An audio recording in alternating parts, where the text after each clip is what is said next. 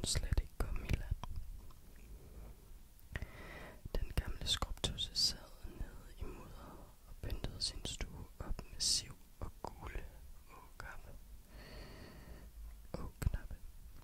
Der skulle være rigtig net for den nye svigerdatter. Svømmede så med den stygge søn ud til bladet, hvor Tammelise stod. De ville hente hendes pæne seng. Den skulle sættes op i brudekammeret, før hun selv kom der. Den gamle skrubtusse nejede så dybt i vandet for hende og sagde: Her skal du se, min søn. Han skal være din mand, og I skal bo dejligt nede i mudderet. Quaks, quaks, brikke, kikkeks. Det var alt, hvad sønnen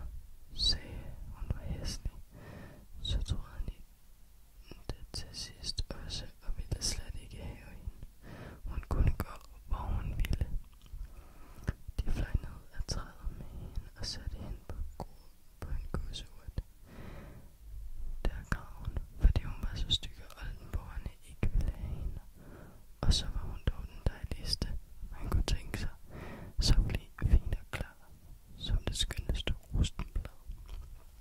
Hele sommeren igennem levede den stakkels Dømmelise ganske alene i den store skov. Hun flettede sig i en seng af græsstrå og hængte den under et stort skæppeblad. Så kunne det ikke regne på hende. Hun pillede det søde af blomsterne og spiste og drak af dukken. Da hver morgen stod på bladene, således gik sommer og efterår. Men nu kom vinteren, den kolde lange vinter. Alle fuglene, der havde sunget så smukt for hende, fløj deres vej. Træerne og blomsterne visnede. Det store skrabbeblad, hun havde boet under, rullede sammen og blev en gul vissen stilk, og hun frøs så forskrækkeligt, for hendes klæder var i to, og hun var selv så fin og lille. Den stakkels Dømmelise, hun måtte fryse ihjel. Det begyndte at sne, og hver snefnug, der faldt på hende, var som når man kaster en hel skuffe fuld på os til vi store. Og hun var kun en tom lang. Så svøbte hun sig ind i et vissent blad. Men det ville ikke varme. Hun rystede af kulde. Tæt uden for skoven, hvor hun nu var kommet, lå en stor kornmark. Men kornet var for længe siden borte. Kun de nøgne, tørre stubbe stod op af den frosne jord. De var ligesom en hel skov for hende at gå igennem, og hun rystede sådan af kulde.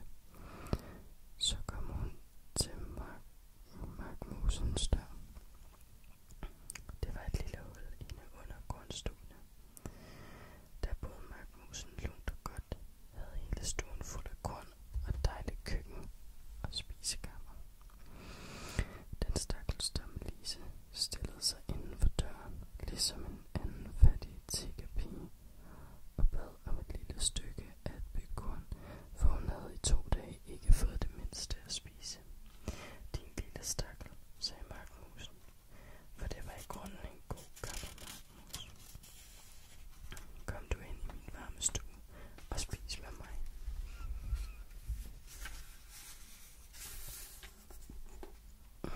Da hun nu syntes godt om Dømmelise, sagde hun,